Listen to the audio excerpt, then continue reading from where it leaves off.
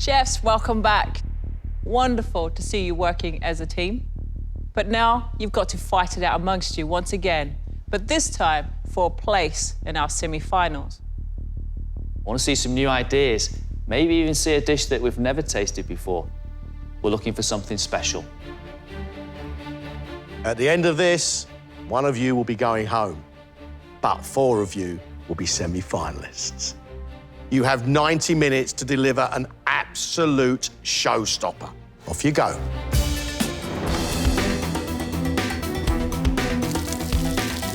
Craig is our youngest chef in the kitchen, quietly confident.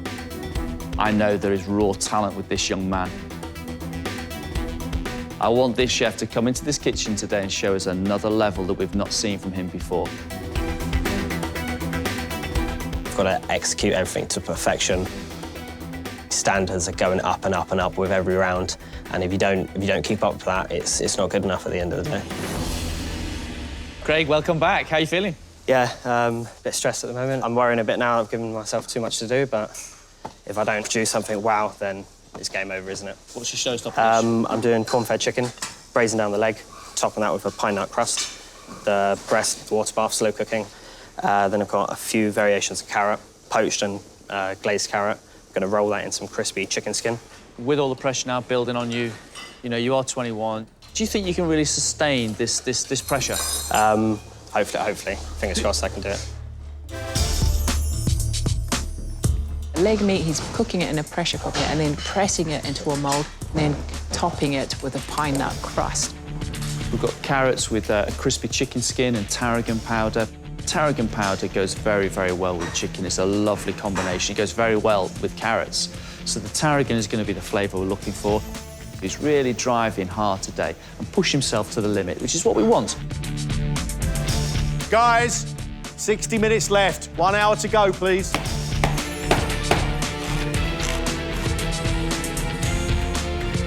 Leo's given us some good cooking throughout the competition, but he really needs to step into the limelight.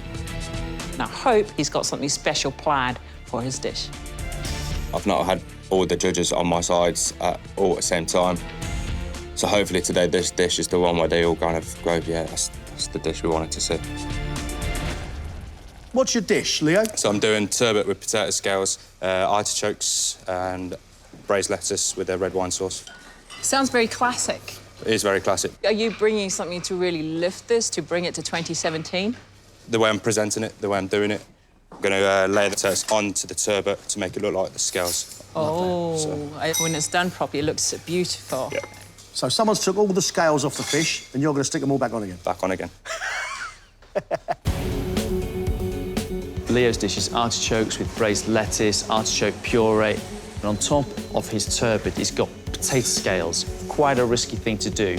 It has to stick to the fish. It's got to cook the potato with the fish.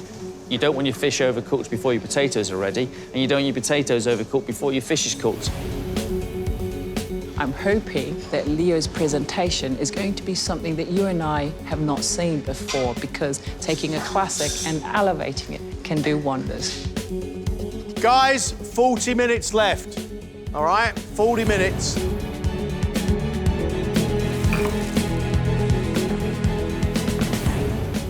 Tom has been generally quite safe in the competition, but his food has always had a little bit of surprise that we didn't see coming. Definitely feel a lot more comfortable now. I'm still nervous because at the end of the day, I want to do well, I want to go through. I feel like I've not truly smashed it out of the park yet, so it's something I'm looking to do today. Right, Tom, what are you doing? I'm cooking British roast veal with cauliflower, yeast and salted blackcurrants. Yeast? Why yeast? I just like the flavour it brings to the cauliflower puree, and then I've got some crispy yeast as well, a seasoning almost. I am cooking a sweetbread today as well. Ooh. He struggled with the sweetbread in the skills test, Greg, you remember? Cool. Does that not haunt you, sweetbread? Yeah, it does haunt me, but I was so nervous, it's unreal. And I've prepped and cooked sweetbread a million times, so it's something I'm comfortable with doing, and I want to show that I can do it. You got to the stage where Marcus staring at you doesn't bother you at all? I don't think you can ever get past that stage. Thanks. Tom always has something that's a surprise factor in his cooking. And for this dish, he's brought the yeast and black currants to his veal. The flavour of yeast brings a lovely warm feeling to the dish and a malt flavour that will really complement the cauliflower. The black currants now, that's quite sour, and he's going to need to get the balance of the sourness and the sweetness right with the black currants. Otherwise, it will kill this dish completely flat. Guys, listen up. 20 minutes to go. Just 20.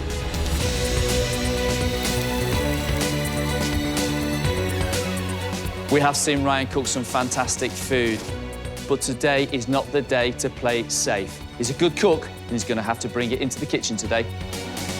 I'm hoping that they'll see a plate of food that's quite original. I'm taking some risk with this. I've never cooked fish in a water bath before, so yeah, I am gambling a little bit. Tell us about your showstopper dish, Brian.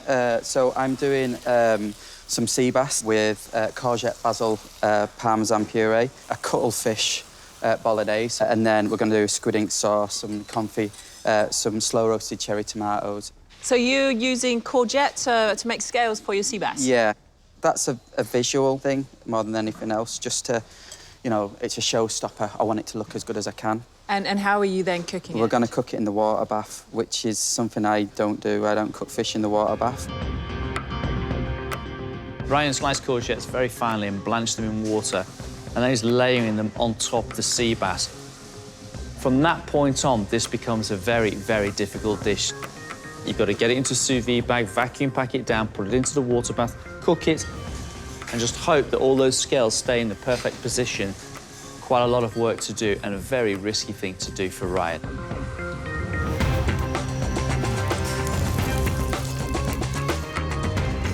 Guys, 4 minutes, please. Come on.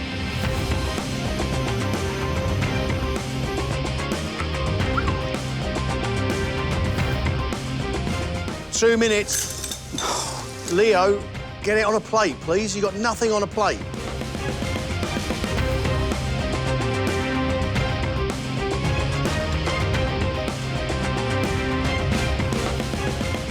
That's it. Stop.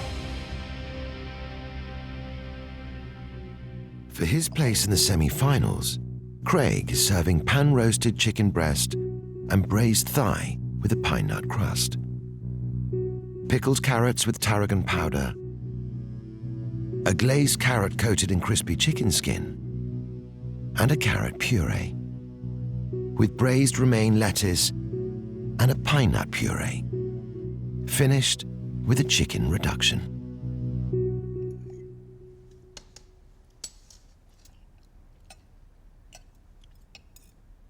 The chicken is beautifully cooked. I love the thigh.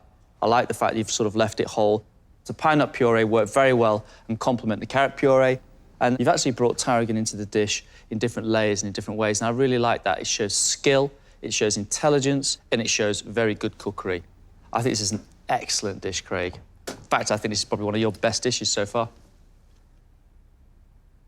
What I particularly love is when I get little surprises. So a great big carrot that tastes almost crispy and meaty with chicken skin, and a little green ball of carrot that tastes of aniseed and then goes sharp with pickling. These are the little surprises that delight me.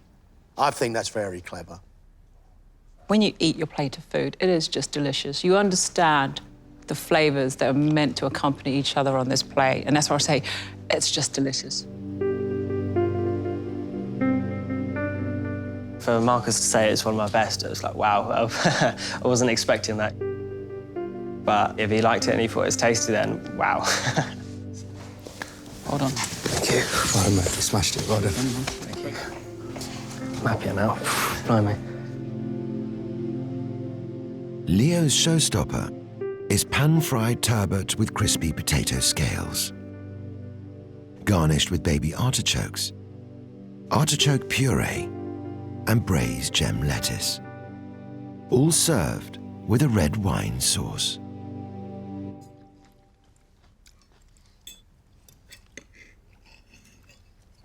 Your fish is nicely cooked, your sauce is rich, it's got a lovely shine to it. The garnish for me on this dish is a little bit flat. I don't find it exciting at all. The dish for me, the fish is cooked wonderfully. The potatoes looks lovely when it's done perfectly like you have done here. But because it's something we are very familiar with, there's got to be a bit of personality that's got to come onto this dish with it. And I guess that's what's missing. The fish is soft, the potatoes are seasoned, the sauce itself has got depth and it's also got a little sweetness. However, here's the issue. Is it a showstopper dish? I'm not sure it is. Disappointed in myself. I was happy with what I produced. Wish there was something there just to kind of spark it up a bit. You all right? Yeah, man. Just, it wasn't a wow factor. It's just one of them. If you've not made any mistakes and one of us makes a mistake, be enough. It's tough, that, isn't it? Yeah, it is. Yeah. Tough, tough, tough. Ryan's dish is sous vide sea bass with courgette scales, served with a cuttlefish bolognese, a courgette puree, and semi-dried tomatoes, topped with a squid ink tuile and a parmesan crisp, finished with a squid ink sauce.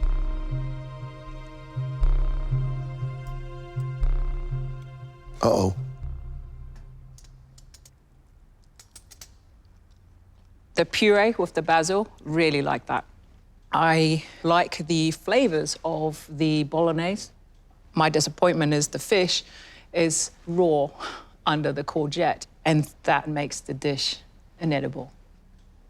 Such a fantastic looking dish. Such wonderful flavours. It just conjures up southern Italy. You've got a bit of Parmesan salty tang there. I love that cuttlefish ragu.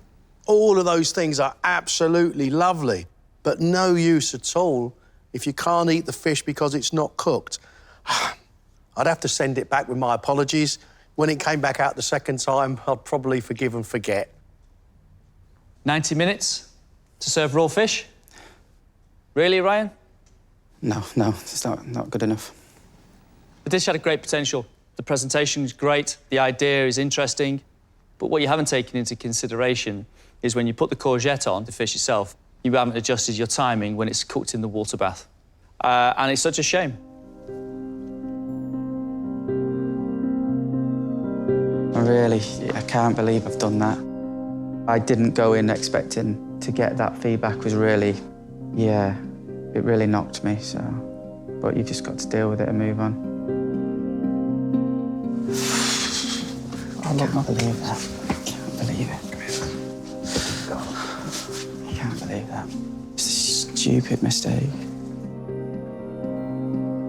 Tom has made a fillet of British rose veal with a sweetbread topped with crispy yeast, cauliflower 3 ways, roasted, pickled, and a puree with yeast, pickled and salted blackcurrants, choy sum and parsley oil, served with a Madeira sauce.